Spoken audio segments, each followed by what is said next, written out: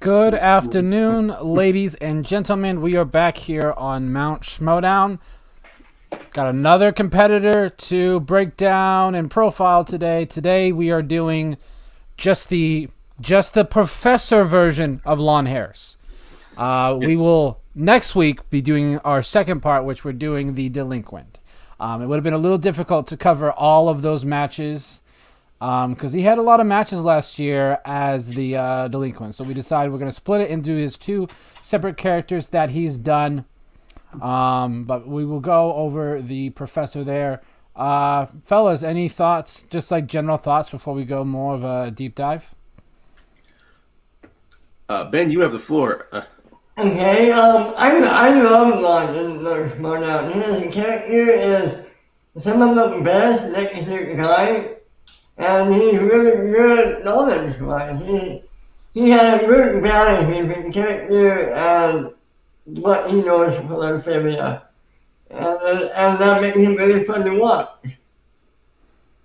Agreed 100%. Lon, when he came in, with Lon, my overall impression with him was that this is a guy who understood what was needed in the Schmoedown, rather it would be just someone who has like a different knowledge of films, or someone who knows how to, someone who's a great writer, pretty much on the lines of just general like character, honestly, because that's what Lon was as the professor. 100% a true character, and someone who without a doubt devoted himself to the character of the professor. And yeah, the longevity he had, even though it was just from 2.5 seasons, he had himself a good longevity with that character and a good run with it. Yeah, he was definitely like Ben said. After Guy, I think Lon has done the best character work we have seen in the Schmoedown with the professor. Some would say that the delinquent has been the best character we've ever seen inside the Schmoedown, but I still think Andrew Guy is just above that. Like Andrew Guy's character as dastardly is just is the best character work we've seen. He's not the best heel because he's too well liked, but it's the best character work I think we've ever seen inside the Schmoedown. True. I will say that Guy, his character, his heel was, he is very well liked. But even then, to the casual Schmoedown viewers that came across Guy in those early seasons, they would have found him completely, not dastardly, but to use two other D words, despicable and disgusting to watch. Sure, now people who have watched the Schmoedown, watched every match, they love Guy. They love the attitude and charisma he brings.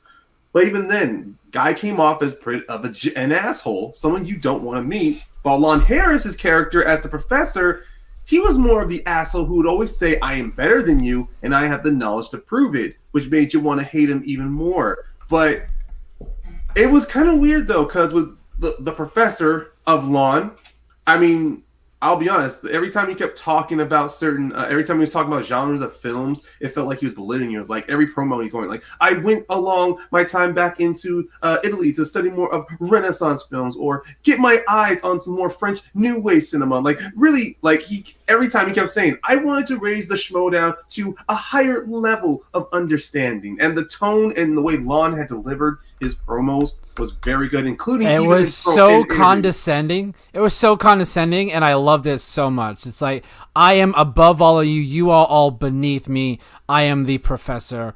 Just like this attitude and this tone was just it was so funny. Also, let's not forget, he got so even more into character during I think seasons 5 and 6. He came out with printed syllabuses in his singles matches against his opponents, and even handed some to Mark, Christian, or Ken, whoever was on anybody who was on the desk. He would always have a printed syllabus saying, like, I will make sure that these films are not involved in my match, and if they come up, make sure you reread the syllabus one more time, please. You know what I liked? Whenever he went after the Raiders, either Cody Hall or Macklin Norris Coppister, that was really funny when he went after all the younger. But that is a good point you made. When after Lon's debut match against Mark Bernardin, After his post interview, he's asked who he wanted to challenge. He said Cody Hall, and of course, to everybody in the back, you're like, "Why are you challenging him?" And then they did those great backstage skits where he just kept intruding onto Cody Hall when Cody Hall's trying to do actual work, and then it all came together. It collided at the Spectacular 2 to where it just ends with Cody getting in his car. He gets one hand and he just says, "All right, I'll play you," which we all go with that's Lon. So I'm like, he stalked him that much to get in the back of his car just to get a match with him. Yeah, he definitely dedicated his life to this character. Yeah. But goddamn, it's just this character's great, and but it even if he didn't have even if he did not play in the number of matches he had, I believe he still would have been a very memorable character. But the fact is that he had pretty much previous relationship with Christian and so many other people in the Schmoes knows with him, collaborating with them on Screen Junkies. Because every time you'd see Christian or Mark or anybody else on movie fights, who'd you see being one of the judges? You'd see Lon Harris right there, And it's because his experience, dealing, really getting to know them and meshing with their personalities, you can understand why Christian, or at least when Lon would reach out to Christian, why Christian wanted to bring Lon into the Schmoedown. He's the man, a very natural talker. He's a genius writer, obviously with the way he crafted his character, but also, I don't know how big of a cinephile he is, but he's definitely a film. He's a big film fan. So yeah, there's the joke that him and Bibbs worked at the same movie store. Yeah, it was always hilarious. It's like Lon really as a professor could give you, I would say, potential dream matches in the Schmoedown against certain opponents. But looking into his career, let's just break it down immediately. So as the professor, Lon had 15 matches. He was 4-4 in singles and then 4-3 in teams. That's good. Yeah. So that's the 15 matches. So we'll just start going by here one by one. His first match was Mark Bernardin. Goes perfect in his very first match. He went perfect in his very first match. Now he ends up missing the bonus, so he's only up by 1. He gets John Carpenter. He gets a steal on comic book movies, and he only has to answer his 2-pointer, so he wins 16-15. Yeah. Nothing really notable from this match. This was, I think, both their first matches. I'm not sure if Mark had one before this or not. I know he played against Nick Scarpino, so he did win a match. Yeah, because Nick. Okay. Yeah. Yes, I didn't. He was also in the first free for all. Yeah. So Mark Bernard did have at least a 1-1 record. I don't know if he played another match. You can look at him. I'll probably go over Mark Bernard after the show. But even then, with just Lon, he got a perfect round. But yeah, that round 2 when he got John Carpenter movies really did not benefit him the way he thought it was going to. Getting 4 points, great. But even then, with Mark Bernard being able to get a 2-point steal off of him, 2-point total steal. Yes, he does. Even Kevin Smith did say when Bernard told him about that cool world question, that even gave Kevin Smith pause. So we can see Bernard was kind of like, yeah, I don't think I want to continue playing with these questions. Yeah. His next match was against Cody Hall. This whole thing had so much lead up to it. And what does Cody Hall do? Cody Hall goes perfect against Lon Harris. That is one of the funniest things ever, is that everyone thought that Lon would just absolutely destroy Cody Hall. Mm-hmm. Not necessarily. And he was going point for point with him until they got that 6 point, until the question 6 came in family, and then it was just Cody's round after that. This was Cody's last regular match, by the way. Yes. He has been in exhibition for Jurassic Park, which is now in the Inner Geekdom, by the way. They did release that this week on Backstage. All of the new wheel slices and categories, Jurassic Park is now basically its own category within the Inner Geekdom division, which is It's pretty cool, which I can understand why. It is a geekdom, or I feel a geekdom type franchise. Yeah, I mean, I won't argue amongst that. I mean, yeah, when I learned from backstage and then from a few other sources on Rundown about the slices coming in, a lot of them gave me pause and question because of course, looking outside of your comic books, you still had other areas of geekdom like Harry Potter and Lord of the Rings that was still, and then of course, sci-fi fantasy to me for a long time always felt it should have been given its fair time in inner geekdom, and now that it's given its time. I mean, the fact we're going to get so many science fiction fantasies involved here, like, I mean, to me personally, Blade Runner, which is based off of a book, based off a novel, and same with Jurassic Park, those do talk about certain, like, they do realistic drama, but then, of course, they do lots of fantasy elements involved to where you do see, like, not much general movie trivia be focusing on that kind. So it made a lot of sense for it to go there in Geekdom. Yeah, and this match in round 2 had a lot of multiple choice. So there were a total of 8 questions between the two. 3 of them went to multiple choice. Although Cody did get classics from the opponent's choice, so Cody had to go multiple on every single one of them. Yeah. So this match actually goes to sudden death, where Lon gets the first and only question of sudden death. So that was insane. This literally could have been Lon's match to lose. But I can't blame him. That 80s question, that 5-pointer in 80s he got, I mean, even I couldn't have figured that out. This is why I like Christian will set up storylines and things he wants to happen, but once the match starts, anything can happen. Like Andrew Guy and Dan Murrell is the perfect example of that. This is another example. Like Christian probably thought that Lon would just absolutely destroy Cody Hall. He didn't. He had to go to sudden death to beat him, so it wasn't as easy as one would hope. Yeah, it was one of those. It's one of those times where the unpredictability of the player and the questions really will change the. I won't say change the tide, but it will upset Christian's plans. Lon still won, so Christian was able to salvage that. But what if Cody had actually won that match? Where would have Lon and Cody have gone after this? I mean that's a whole nother idea. Yeah, this could have been something a lot more interesting.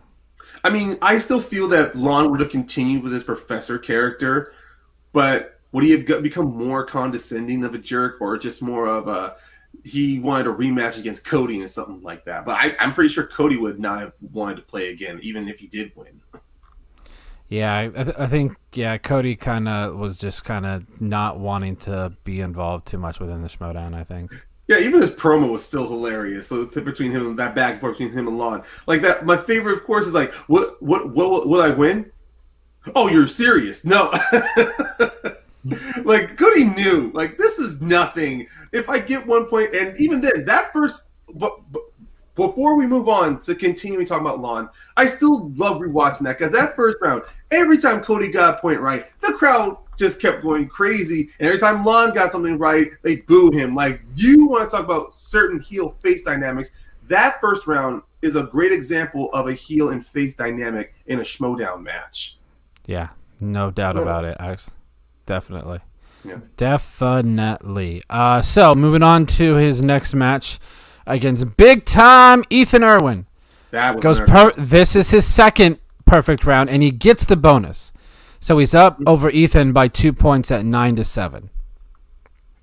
That's correct. So it's very.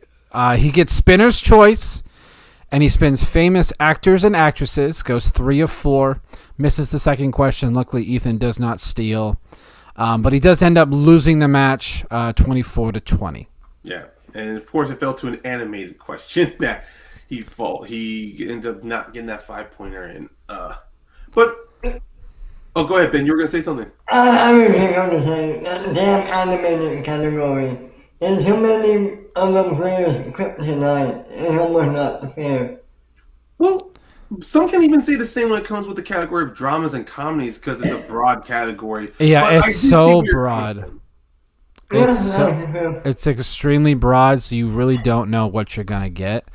But that was Lon's first loss, so he's now 2-1.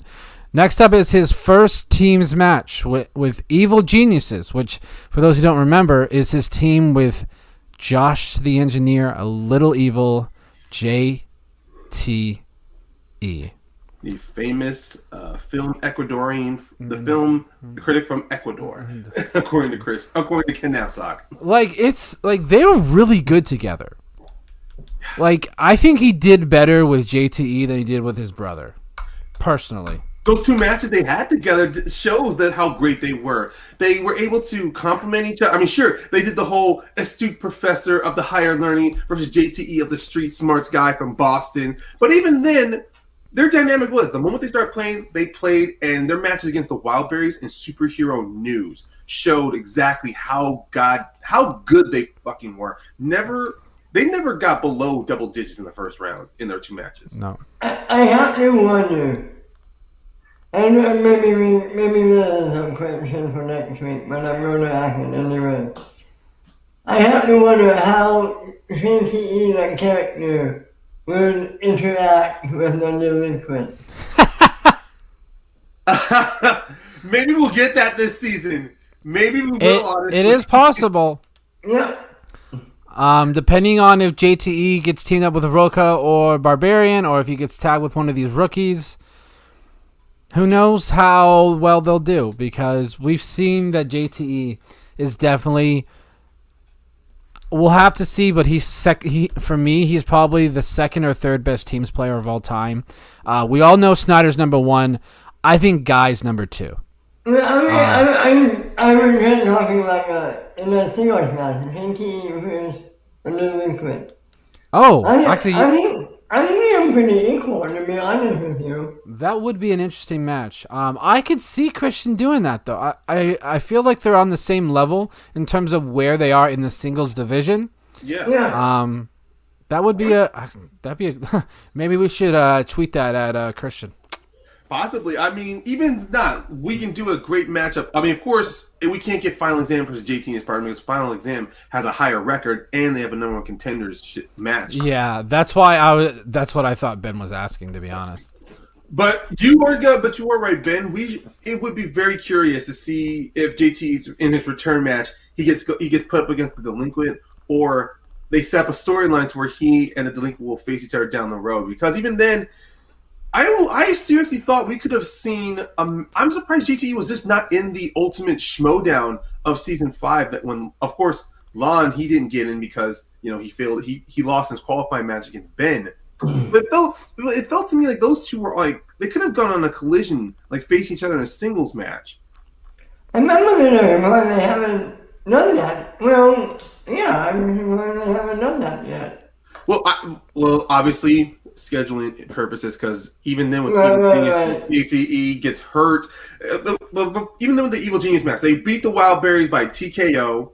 I mean, because they just dominated they dominated the first round. They dominated the second round. They got some great steals off the Wildberries. And then but then after that, it was originally going to be Evil Geniuses versus Take the Cannoli. JTE he's taken out of the competition because he got himself hurt. And who does he bring in? His brother Jonathan.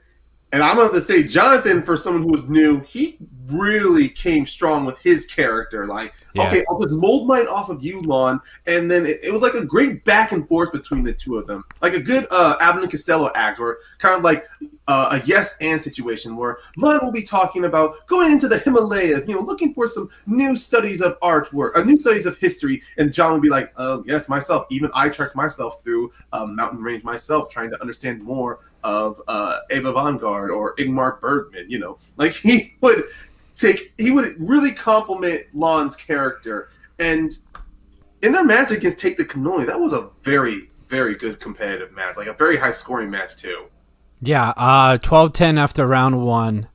Lon and John and Lon get Sam Jackson. They do okay. They get 6 points. It's not too bad. Could have done better. They're up 19-18 after round two. They get all 3 round 3 questions, so they end up with 29 points. Yeah, the reason why that one was because McWhinney missed a Denzel question for his 3-pointer, and We can dissect this as much as we can. But I did love my favorite thing about this match was the post interview when Snyder interrupts Jen, comes in, and they have that great back and forth between each other where it's like, I've heard John Lon, who's the third brother, moron, and then he's like, oh, are you guys professors from the University of Phoenix? Jeff was having it was clear the Anarchy tournaments where Jeff had a lot of fun. Yeah, but he did.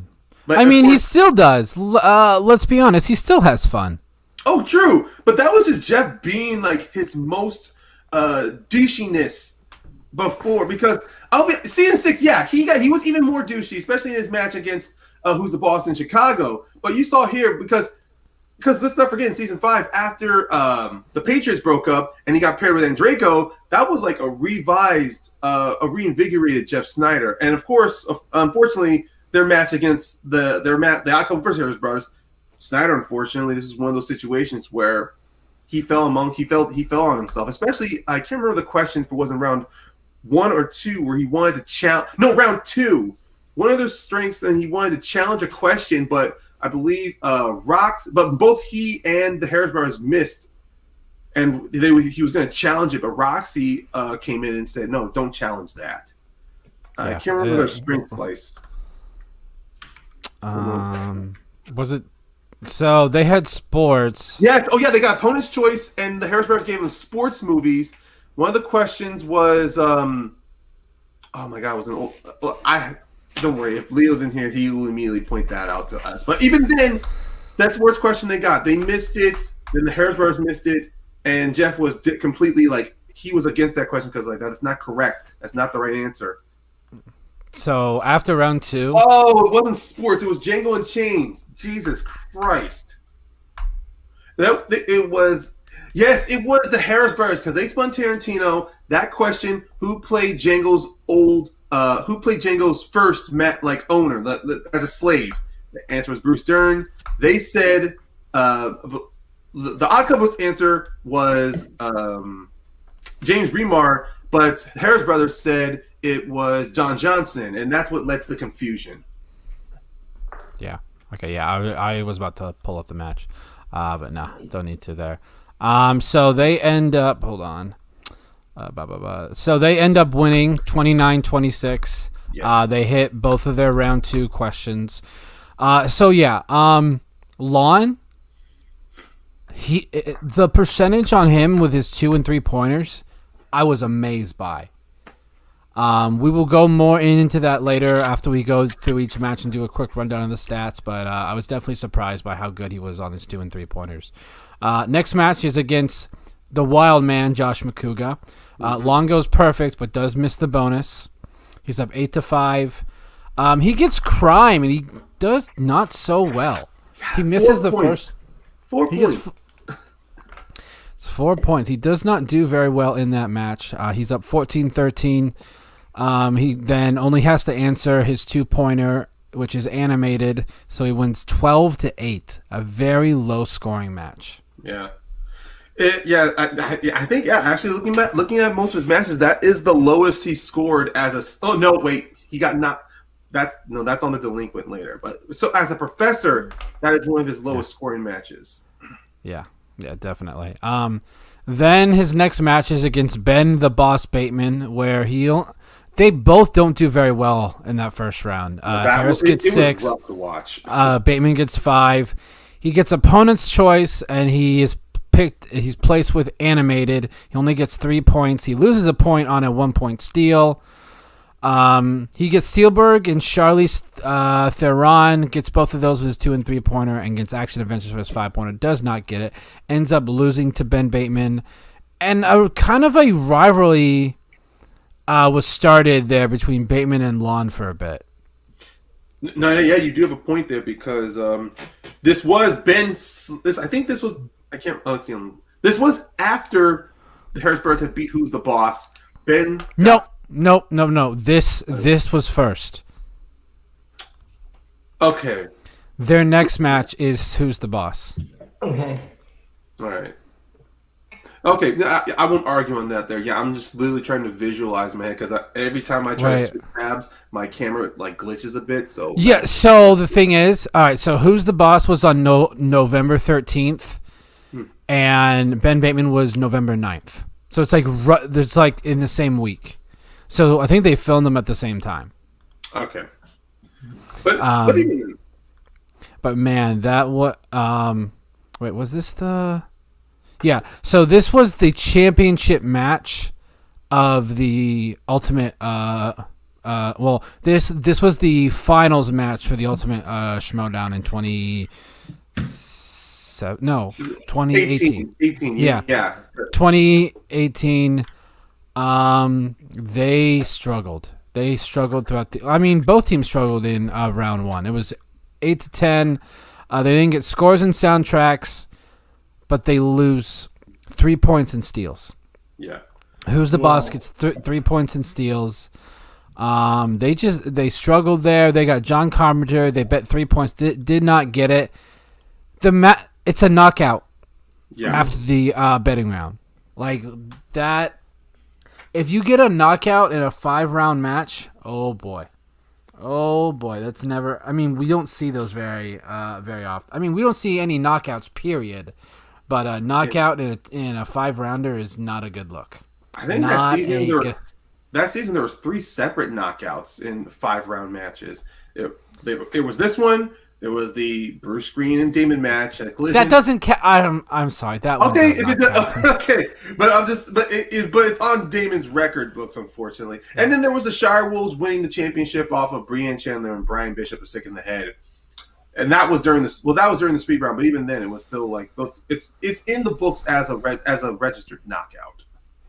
Yeah, and then after this, he kind of went on a streak of he could not get a win. Yeah. His next match was against Bibbs and Seibold of Critically Acclaimed. That was the number 1 contenders match. Yeah. Yep, that was a number 1 contenders match there in season 6. Hold on. 1, 2. Yeah, it was the first match after the New York event. The first match of the official season. In the studio. Right, the first recorded match in the studio. Lon Harris, he did get perfect in that match against Critically Acclaimed. Although John at the time, he was not handling well. I think but still, they were on par. They were behind Critically Acclaimed until Lon had gotten that perfect round, getting the bonus question, tying it 12-12 at the end of the match. So Lon was able to at least really carry them to keep them still still keep them on toe with Critically Acclaimed. They did really well in round 2 with Classics. Yeah. But they did. Yeah. They got 9 points, but they lost a point in a steal. Well, no, sorry. 8 points. 8 points with a loss in a steal, but they don't get a single round 3 question, so it's a TKO. Yeah, that was the end of the Harris brothers afterward. Which was because they had like a great start at the end. So he's lost 3 in a row between singles and teams at this point. Starts with Bateman, Who's the Boss, Critically Acclaimed. He then plays Bibbs, which I believe he loses that one as well. Yes, he did. Oh my god. Yeah. That match too is still entertaining to watch because it's another one of a classic Bibbs entrance to where he parries the Purge, and it's still fantastic. He comes down his entrance, then you hear then he does the alarms for the message for the annual Purge, and then it just goes pandemonium. And where's Lon? He's just right there, just writing, like taking down notes while everyone's trying to kill each other. It's still a great entrance to watch, even if that match itself was still a little, Corinna, Leo. Corinna. So then his next match is against Bibbs, where they both go 6 for 8. Lon gets 90s, loses 2 point in steals. He's down 9-16. He does get his 2 and his 3-pointer. With new releases and Will Smith, but does miss his 5-pointer under biopic, so loses 14-16.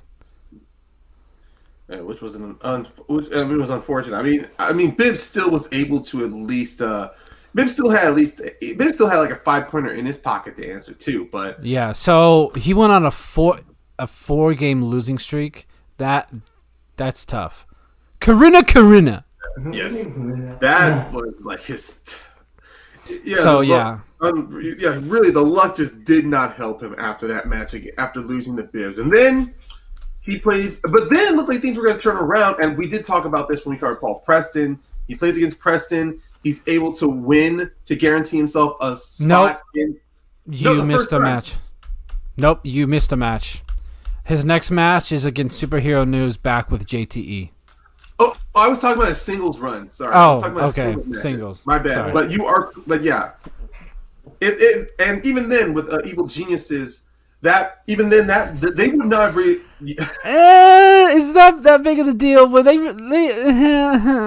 Well, Sean and Sabina, it was a mutual breakup. Honestly, they agreed to split amicably because they only had one match against a routine box office breakdown, and then they got split up during Anarchy. They got to play again. It just looked to me like they could not. Maybe just their scheduling just couldn't. They couldn't get any matches. I think that's what more of it was, is that their scheduling was not helpful. So I was like, do we really need to be a team?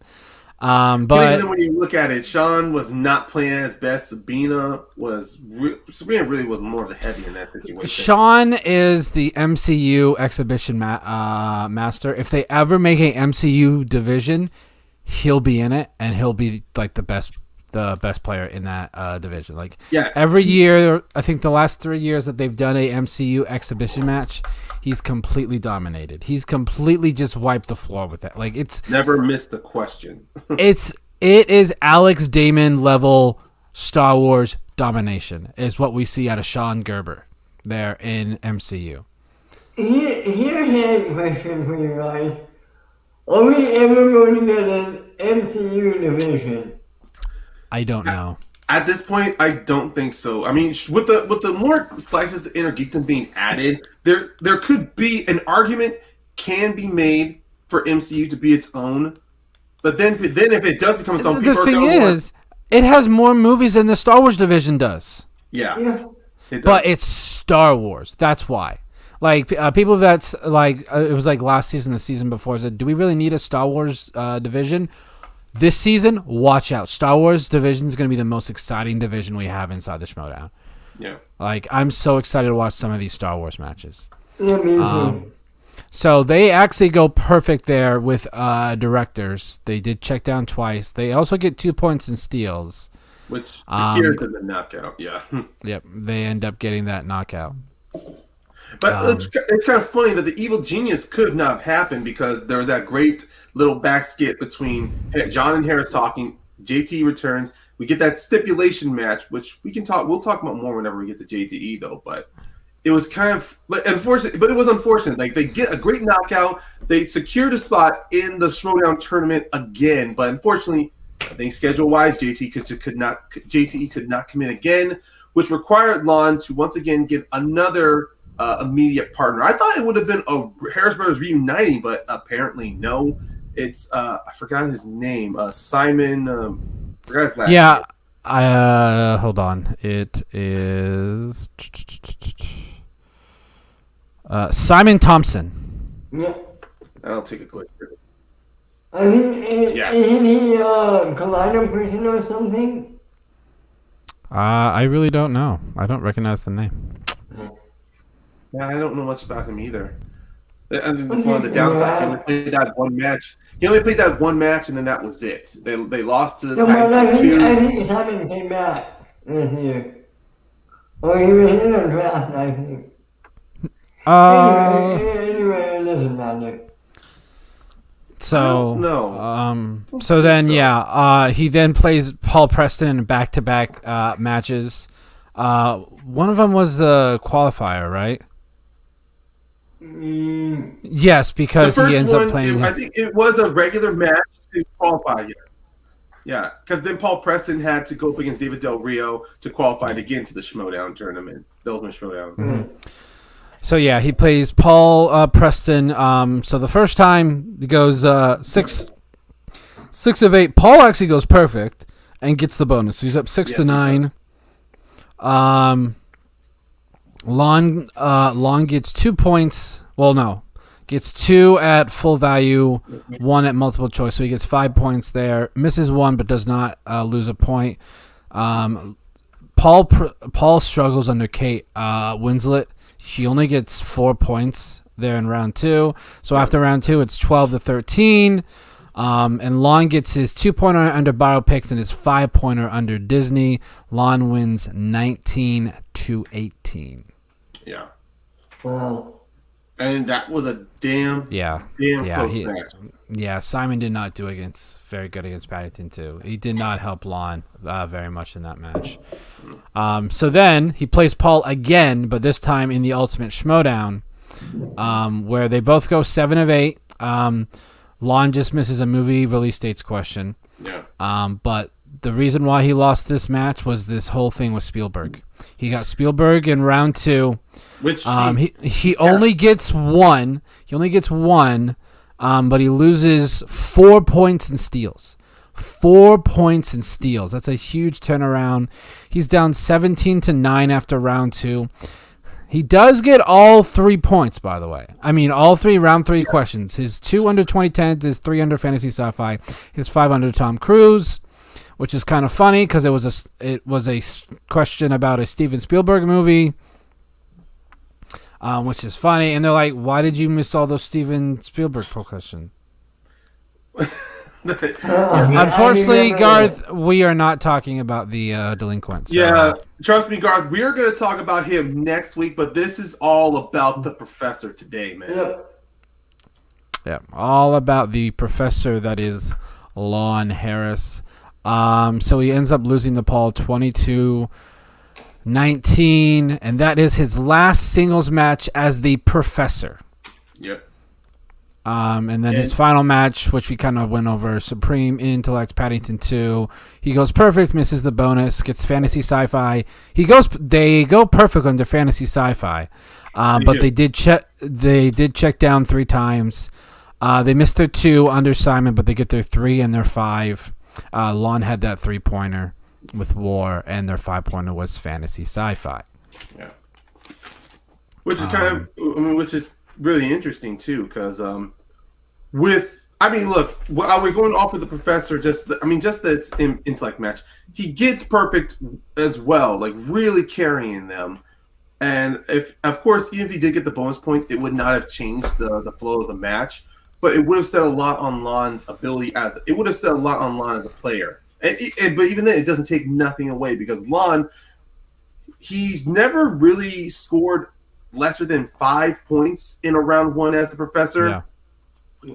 I mean, in singles or teams, he's never gotten as low as 5 points, honestly. So the fact that he's always able to average out, or he gets a minimum of 5 points out of a round 1, and he averages out maybe somewhere within 7 or 6 points, depending on how he's playing. That still makes him a very top player to have as a teammate. And of course, his round 2s, he's been unlucky, or he was just not, or he just gets the slices he won, like with Steven Spielberg. But it's the questions that seems to elude him, to where he's kind of questioning himself, he's doubting himself. Because I will say, when he got classics, because when he and John got classics against Critically Acclaimed, I thought that was going to be an easy 12 points there, but it didn't turn out that way. It just falls down to where with Lon, like with every other player, you're never going to be as good in your strengths, even though no matter how hard you keep trying. Yeah. So let's just kind of do a rundown on his stats. His most categories he got the most was action adventure 12 of 14, animated 11 of 14, comedies 13 of 15, drama 14 of 15, fantasy sci-fi 14 of 14. He goes perfect under fantasy sci-fi. That's pretty impressive. Horror thriller 14 of 15. So all the ones where he gets a lot of them, he does really, really well. Yeah. Round 2, best ones are Wild Berries goes 6 of 6. Critically Acclaimed goes 5 of 6, but they did check down 3 times. Does go perfect against Superhero News and Paddington 2. Yep. But so his most commonly, so he did vary up his numbers choices in round 3. But the thing that I found most impressive, his 2-pointer. He was 10 of 11 on his 2-pointers. Yeah. Like, that's really impressive. 3-pointers was 8 of 9. And he was 4 of 8 on his 5-pointers, which is, I think, higher than the average person on their 5-pointers. Like, the 5-pointer average is so low inside the Schmoedown. Yeah. It's honestly, it is incredibly rare, teams or singles wise, for someone to get their 5-pointer at least to get 5-pointer within at least maybe above 40 or 50 percentage or 40 or 50 percentage. I mean, unless you're like Dan Murrow or you're maybe Jeff Snyder or Bibiani, who's able to pull a 5-pointer every now and then, or at least get within the high percentages of a 5-pointer, it's really difficult to tell. That's why those 5-pointers are like really fun to watch, because anybody can still survive into the 3rd round, but it's really depending on how well your movie knowledge is that you're able to secure. And 4 out of 8 in his 5-pointers. It still shows that Lon, when he's back against the wall, he 4 out of 8 times he's gonna pull through. Without spoiling anything from last night, there was a great 5-pointer last night too. Yes, they're definitely. I mean, there is no spoilers. It's a sport, so we could talk about it if we wanted to. Oh. Yeah. So, but despite his ability as a player, and I want to tie this back to him as a character. Lon was, no matter what happened, win or loss, Lon was always able to use that to really help strengthen his character as Professor even more. Like, if he loses something, like in his match against Cody after he won, of course he won sudden death, but I love the way how you can play this. Like, I was expecting more classical, more enlightened films. I wasn't expecting Teenage Mutant Ninja Turtles. I wasn't expecting any silly romantic comedy films. Like, he would always find a way to take shots at the writers as his character to really make you hate him more as a heel. And even when he lost as well, it was still fucking hilarious. Go ahead. I really want to ask you this real quick. Was the Professor a heel, or was he an in-betweener? I think he's a tweener. I felt he was a full heel, not a buoy heel, or even at times like I know he would be a tweener, but his character, the way he carried himself after every interaction, that to me felt like he was a heel. For me, if they try to be a heel and people like them, then that makes them a tweener. Okay. I feel like if he's a tweener but everybody hates him, he's a heel. And it seems like everybody hated that character. Well, hated? I don't think I know anyone that hated the Professor. Mm-hmm.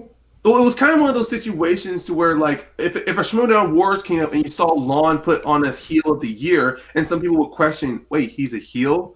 And with Paul Preston, when he was put as a heel, with his dude Burr attitude, everyone like, wait, he's a heel? It's really like the pain. I mean, the fact that Lon devoted so much into that character and how he came off so naturally, and he was still able to be condescending, but then you still get some of the jabs he threw. The fact that if you ever laughed at anything he did and then you question him being a heel, that I don't take it as a negative. I take it as a positive to how smart that Lon had crafted his character, without a doubt in my mind. Which is why I won't even argue against Brandon when he said he's a tweener, because he came off the way he came off. He came off almost like a bit of that cool heel that you couldn't help but to like. To me, of course, I knew exactly what he was going for as this uppity know-it-all professor. So it's like, oh, yeah, immediately a heel. Yeah, I'll laugh at a joke of yours, but still, you're a heel in my eyes. Yeah. So, any, final thoughts on the professor? Great character with, general overstation. Yeah, general, yeah. It is a great character. I have a theory, but I guess we'll bring it up next week. Okay. Personally, for me, I think his run as professor, even though 2 seasons was great, I thought it was just too short, honestly. I thought there was something more he could have gave, but It's possible that Christian turns him back that way. Yeah. I mean, I will say this. Lon, I did come across, I think, an after show or one of Video Drew's, like her In the Darks, where Lana did say that one point he immediately ran out of material as the professor after his third match. So it was kind of like he was putting on airs. But to me, I felt like he really could have gone even further with that character. But I can understand, like, yeah, you're writing some of your best material, then all of a sudden you realize it's gone, and now you're just running on fumes. But still, then whatever Lon was able to do just by making up as he goes, it was still, I still think it was very strong.